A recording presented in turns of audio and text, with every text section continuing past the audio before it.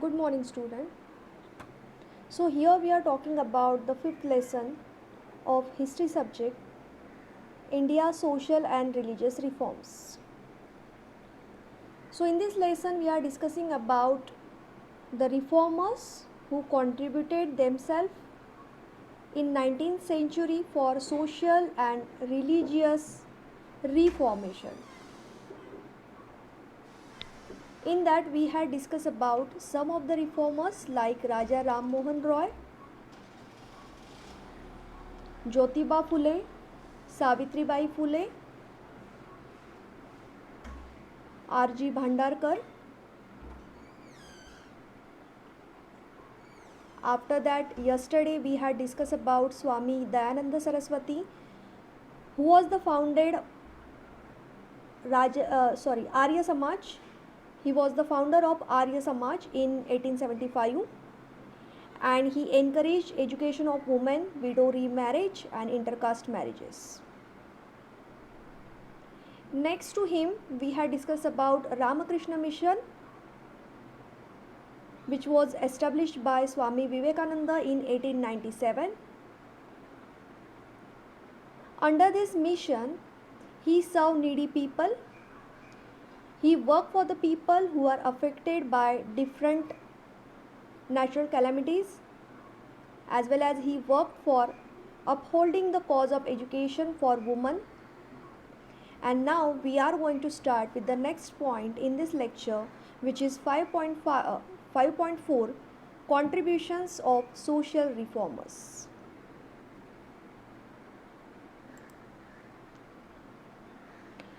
Student, social reformers are the activists that enhancement the certain area of society. In any society, there are different types of people with different castes, religion, color, gender, and different beliefs. Social reformers are likely to resolve the society and live without discrimination. The ideal situation will be considered when there are equality, freedom, brotherhood in the society. However, human societies around the world show that many types of unfair actions are widespread. This unequal thinking is born in the greed of human sovereignty, governance, and power in society. Do you know what is meant by social reformers? The person who is concerned about humanity and humankind in any way, who wants to change environment, a person who has an educated ideological process, a person who cannot tolerate the suffering of people belonging to a weaker section. In fact, social reformers are a common man who wants to serve humanity in an extraordinary way. India is blessed with numerous social workers who have dedicated their whole lives to the upliftment of the better and oppressed sections of society. This discrimination forms the social evils for a long time and becomes like pigment in the face of any cultured society. Upper class people will exploit lower class people, white will exploit blacks, men will exploit women, and peoples have faith in one religion, describe another religion as weak or wrong, and calls their own religion superior.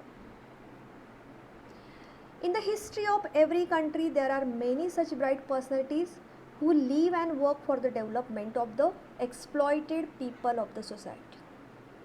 With these meaningful efforts, it has been possible to eliminate social evils spread at a high level like casteism, sati practice, and all people who consider their service as their duty. So in this point, we are going to learn about the social reformers of India and their contributions.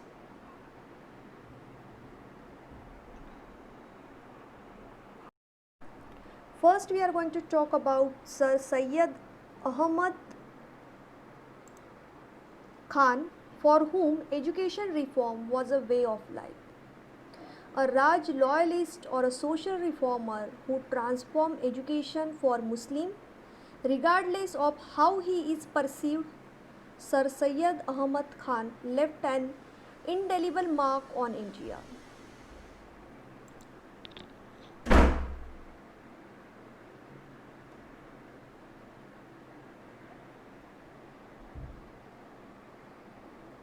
Sir Syed Ahmad Khan was a great Muslim scholar and reformer. He was awakened the Muslims from their slumber to put up struggle for the revival of their past position and eminence.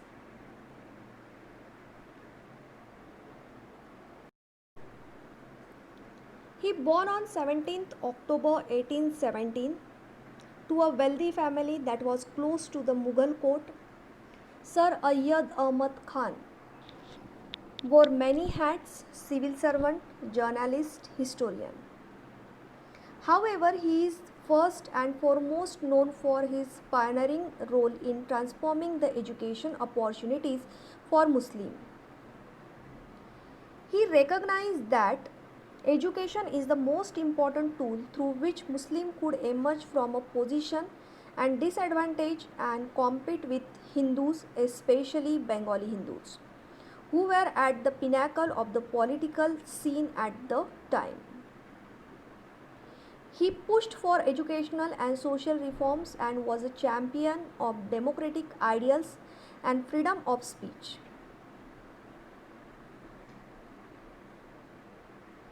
In one of his essays, he wrote, "Freedom of expression is the right of everyone. Suppression of opinions, be it for any religious fear, or the fear of community and tribe, or the fear of being defamed, or the fear of the government, is very bad."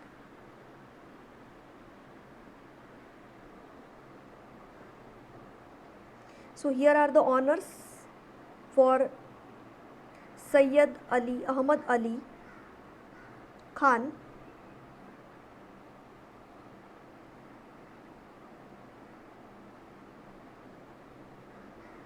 He worked member of Governor General's Legislative Council. Then he was appointed as a member of Public Service MPSC in 1887.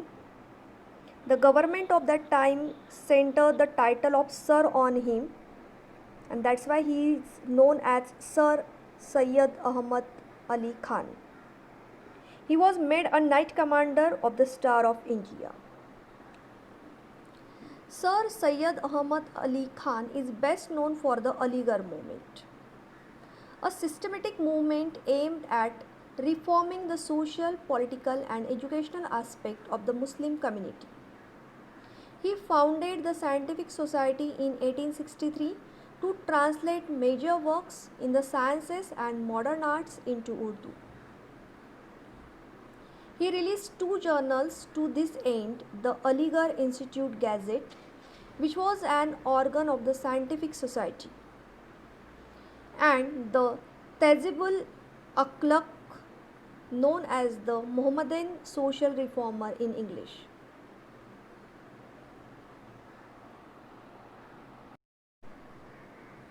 The Aligarh movement was the push to establish a modern system of education for the Muslim population of British India during the later decades of the 19th century. The movement's name derives from the fact that its core and origins lay in the city of Aligarh. Aligarh is a city in the state of Uttar Pradesh in India. It is the administrative headquarters of Aligarh district in northern India, and in particular with the foundation of Muhammadan Anglo-Orient College in 1875. Muhammad Anglo-Orient College was founded in 1875 by Sir Syed initially as a primary school with the intention of taking it to a college level institution known as Muhammadan Anglo-Oriental Collegiate School.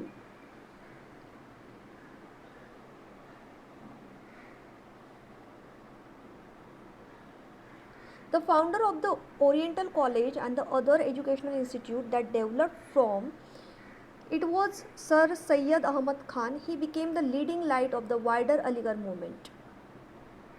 The education reform established a base and as an impetus for the wider movement and Indian Muslim renaissance that had a profound implications for the religions, the politics, the culture and the society to the Indian subcontinent. Aligarh movement was aimed as uprising the British and Muslims are not only responsible for the war and therefore undue wrath should not be inflicted to them. To pursue the Muslim to get modern education and exhibit moderate outlook in every sphere of life. Now here are some causes of the Aligarh movement. After the War of Independence of 1857, the British did not trust on Muslims. According to them, British thought Muslims were only cause of War of Independence. As a result, they adopted policy of oppression and repression towards Muslims. Suffering of Muslims doubled when Muslims refused to send their children to missionary, European and government school because they hated English language.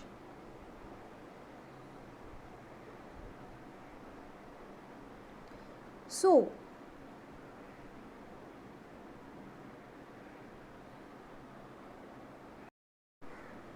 what were the aims of the Aligarh movement? The main objective was to persuade the Muslim to acquire modern knowledge and English, to build trust between the government and the Muslim community, to bring cultural and social reform against the community, to maintain and promote the political and economical importance of the community. Syed Ahmad Khan started the Aligarh movement. He was deeply concerned with the depressing condition of the community during the British Raj. He asked the people of the community to return its ideal values and simplicity. His greatest remarks of achievements involve the establishment of the Aligarh Muslim University, which interpreted the Quran in the light of modern rationalization and science.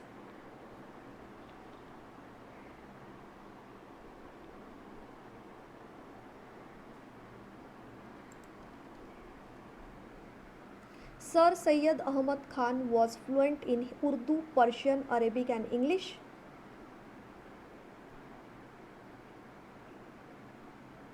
He had edited N.A. Akbari, a book about Emperor Akbar's administration, written by Abul Fazl.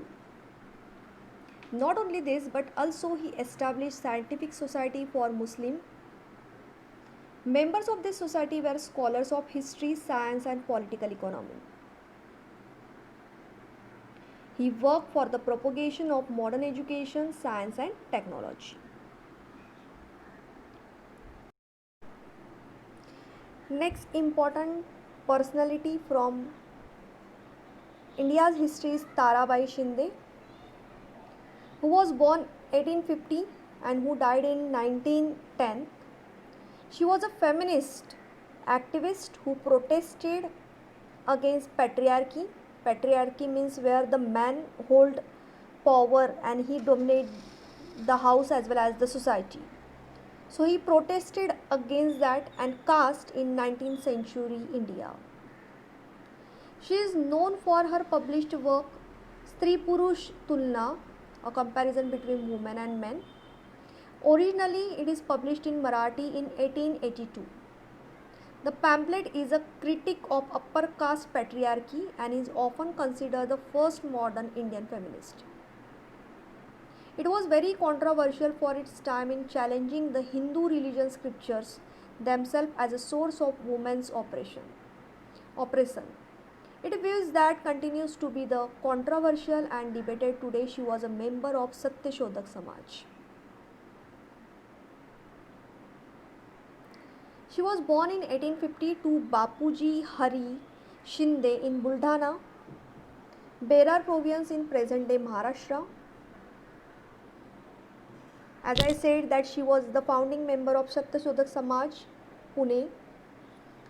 Her father was a radical and head clerk in the office of Deputy Commissioner of Revenues. He also published a book titled Hint to the Educated Natives in 1871. There was no girls' school in the area. So the Tarabai was only daughter and was taught Marathi, Sanskrit and English by her father.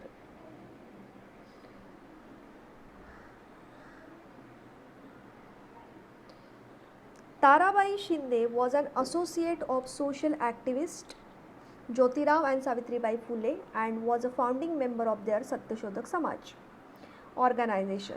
The Phule started with Shinde an awareness of the separate axis of oppression that constitute gender and caste, as well as intermixed nature of two.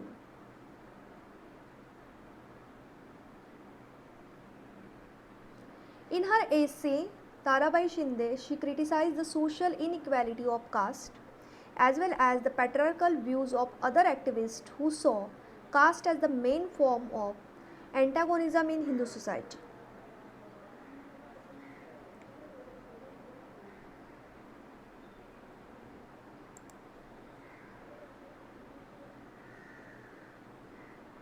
She wrote an essay comparing the situation of women and men.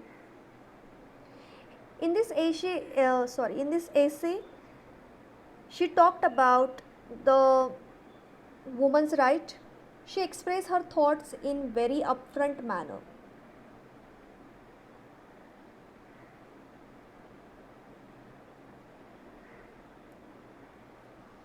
She talked about the widow remarriage, women's education, abolition of sati pratha,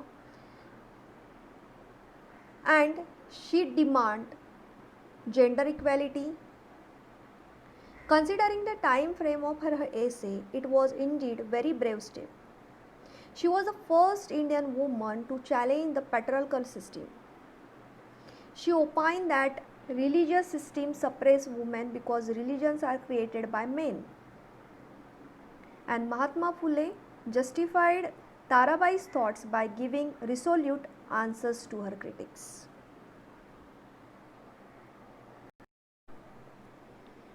Now the next personality is Maharshi Vitthal Ramji Shinde, who was born 23rd April 1873 in the state of Jamkhandi in Karnataka. India, a member of Marathi speaking Maharashtrian family. His early childhood was influenced by a liberal family environment. His early spiritual awakening came from his reading of Sant Tukaram, Sant Eknath and Sant Ramdas of Maharashtra. His intellectual awakening was influenced by the writings of many intellectuals such as Hari Narayan Apte, Gopal Ganesh Agarkar, John Stuart Mill, Max Muller and so on. In 1898, he obtained a Bachelor of Arts degree from the Fergusson College at Pune, in India. He had also studied and passed the first year law and moved to Mumbai for the LLB examination. He gave up this course to attend other compelling calling in his life. This same year, he joined Prarthana Samaj, where he was further inspired and influenced by G.B. Kotkar, Gokhale, Justice Mahadev Govind Ranade, Sir Ramkrishna Gopal Bhandarkar, and K.B. Marathi. He became a missionary for the Prarthana Samaj. The Prarthana Samaj selected him to go to England in 1901 to study comparative religion at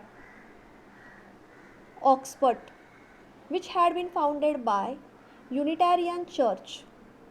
Maharaja Sayaji Rao Gaikwad III of Baroda, a progressive and reformist, provided some financial help to his travels abroad.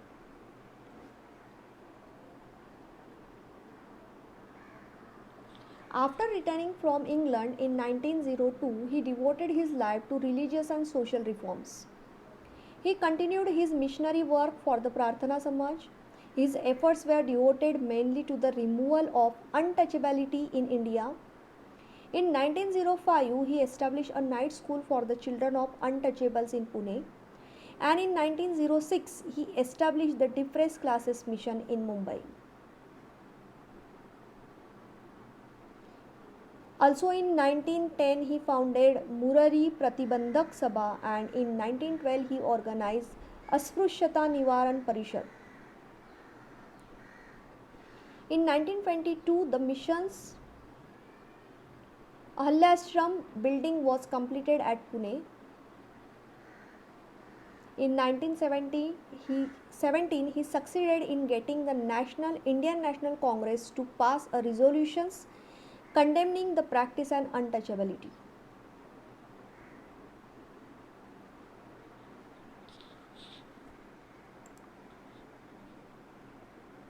He opened Marathi school and schools for technical training in Parad, Denor in Mumbai under the umbrella of Depressed Classes Mission that was established by Maharshi Vittal Ramji Shinde.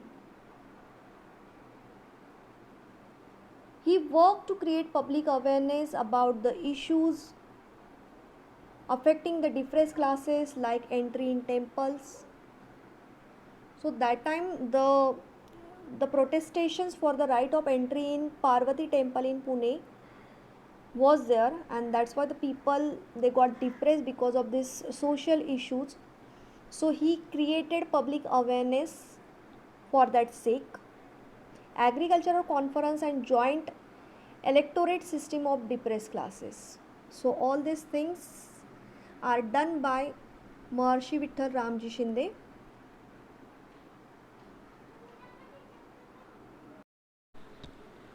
He was a prominent campaigner of behalf of the Dalit movement in India, who established the Depressed Classes Mission of India to provide education to the Dalits. He laid the foundation of Depressed Class Mission on 18th October 1906 in order to work against untouchability on the national level. To try to get rid of untouchability, to provide education facilities to the untouchables, to start school, hostels and hospitals for untouchables, to solve their social problems. All these were the aims and objective of this mission. Many schools and hostels were founded by this mission. So this was the information about Maharshi Vittal Ramji Shinde. Student, today we are going to stop here. In today's lecture, we had discussed about the contribution of Sir Syed Ahmad Khan, who is very famous for his Aligarh movement. Next to that, we talk about Tarabai Shinde, who born in Maharashtra. And last one, we have discussed about Maharshi Vittal Ramji Shinde's work and his contribution in society for reformation. In next lecture, we are going to continue the work of Dr. Babasaheb Ambedkar as well as Ramaswamy Naikar work and Kamla Devi Chattopadhyay. Thank you and have a nice day.